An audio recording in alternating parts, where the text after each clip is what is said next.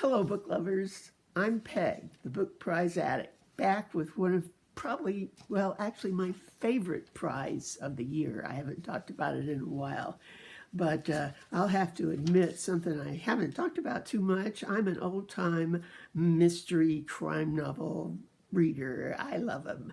I've been trying to read more literary fiction the last few years, which is I enjoy also and enjoy talking about.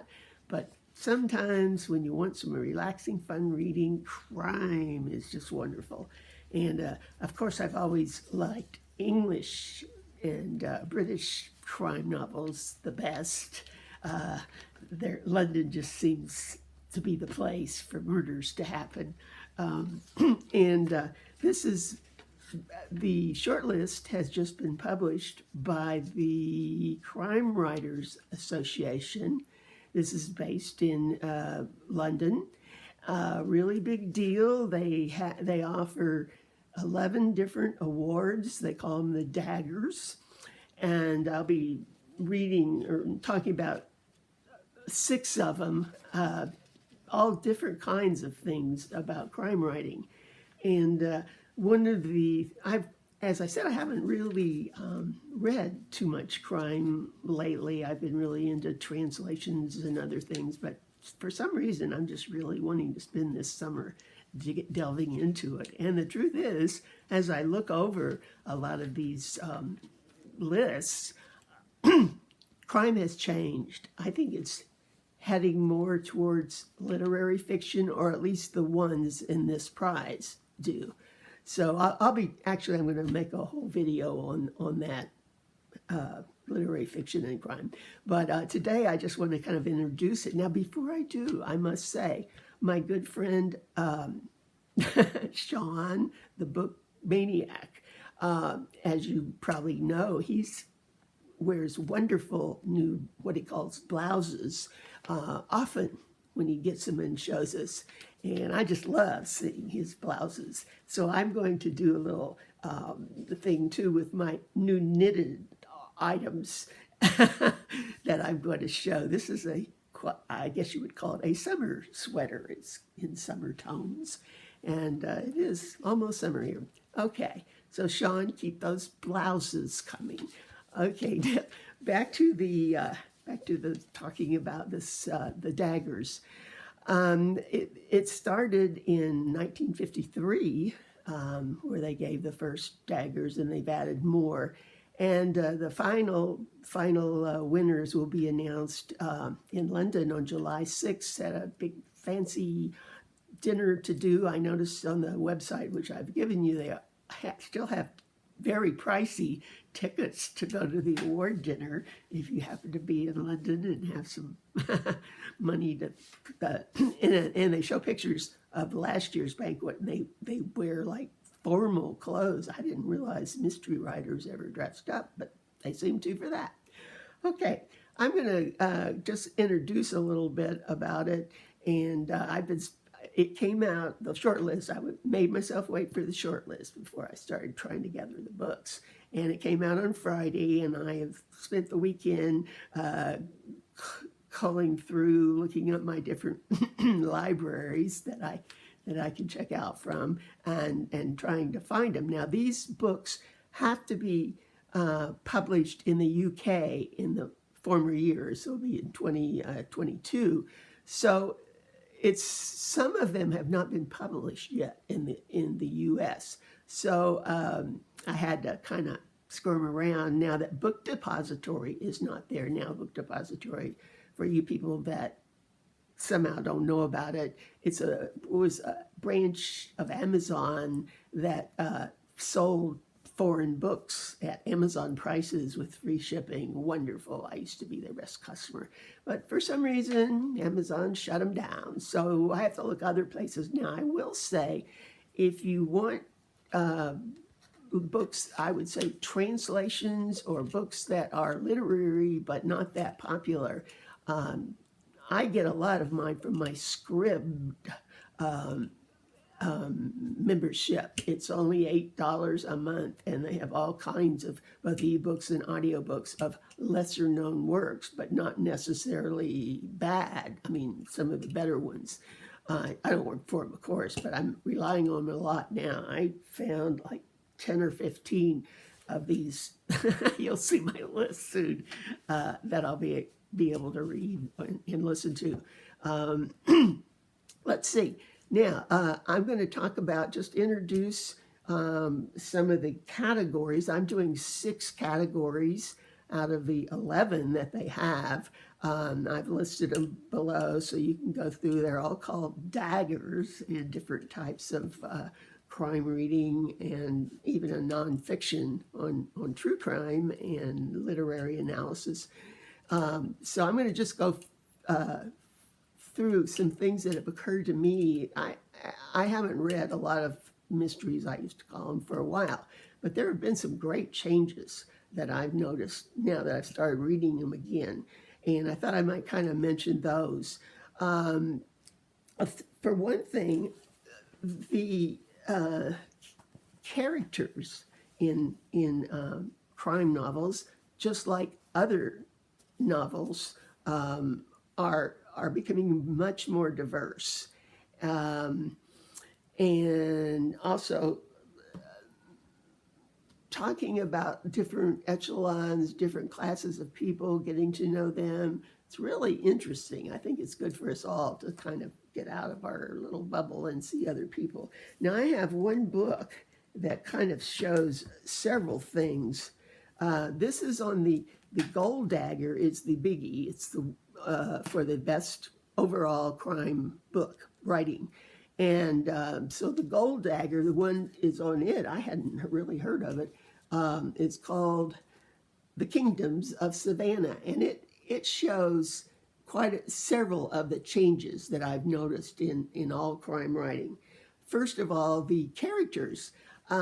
This takes place in Savannah, which another big deal now with crime is to have a very evocative setting and lots of atmosphere. And this takes place in Savannah, Georgia, which of course has lots. There was a book written by it, 10 or 15 years ago, kind of nonfiction, called The Garden of Midnight or something like that. And talked about some real graveyards and some stories that had taken place. And I actually went to Savannah once, and I was at a bookstore, and he said that was the most popular book, and it brought in many tourists. So actually this book starts out with a scene where a group of different kind of people are meeting at a bar for their nightly get-together, and they talk about the tourists ride by. Even in the night, they have some kind of ghost tour, and this actually does have some ghosts in it. So anyway, one of the things that's different is the characters. They have everything from people who live in the homeless camps that surround the town, really, it appears, to woman, a very rich woman who lives in one of the mansions, who becomes the main detective. It's sort of light reading, a bit of off-the-cuff humor, which I'm not sure if I like that or not, but the story itself is very, very good.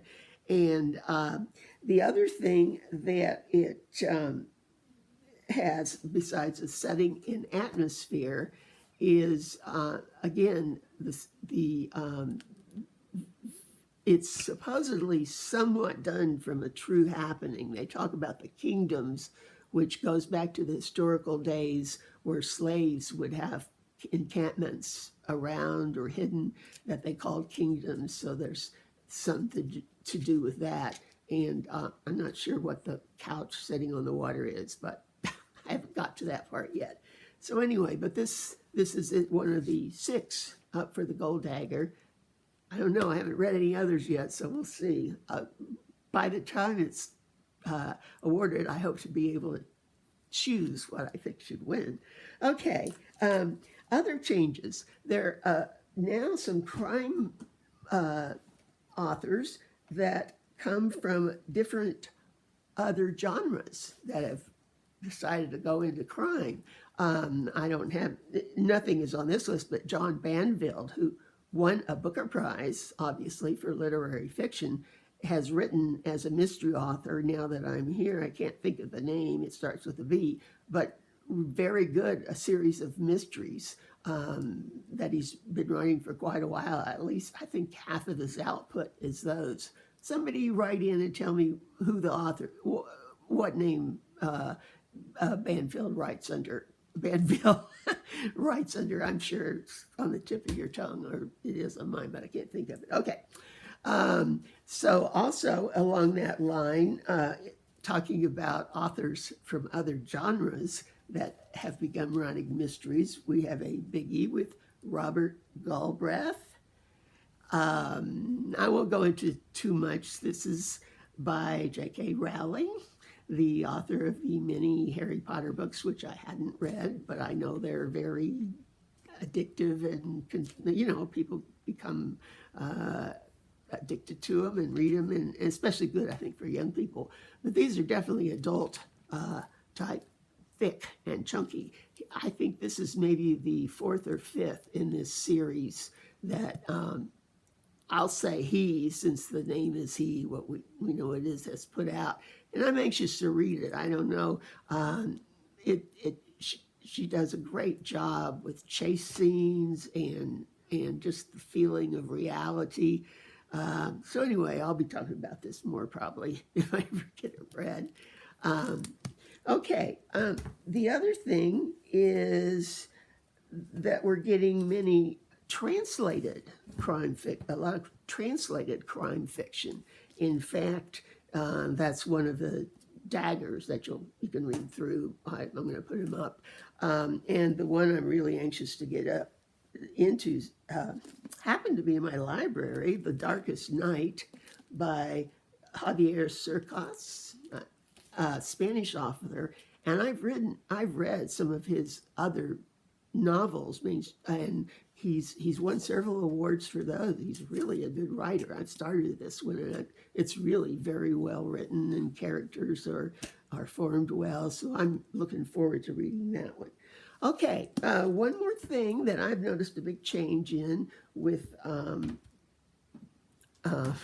crime writing is there's a lot more critical studies, you might say, and people getting PhDs that are in some sort of crime writing, and it's just seems like more of a accepted academic type thing. Anyway, so the biggie this year, it's on the list for nonfiction, but I've had it before, and it's called The Life of Crime, Detecting the History of Mysteries and Their Creators. And it's just a huge book that goes through all the different trends or what fashions in crime writing from the old days when they always took place in English mansions and people were dressed up, to these days where, as I said, it's very diverse characters, homeless, and etc., real people, and other trends that have gone through the years. So somebody told me, one of my viewers told me that they had read this little by little for like all year. I mean, there's a huge amount in it. If that person would speak up, if you still recommend it, or write me and tell me. I'd like to do this. This is a library copy, but I really like to get my own. Anyway, so that is it. I just wanted to introduce it. Take a look at you have to punch around a little bit, but on the website you can find the 6 different categories that I'm going to follow. See if you know of any of the books. I'll be back soon when I start reading some of them.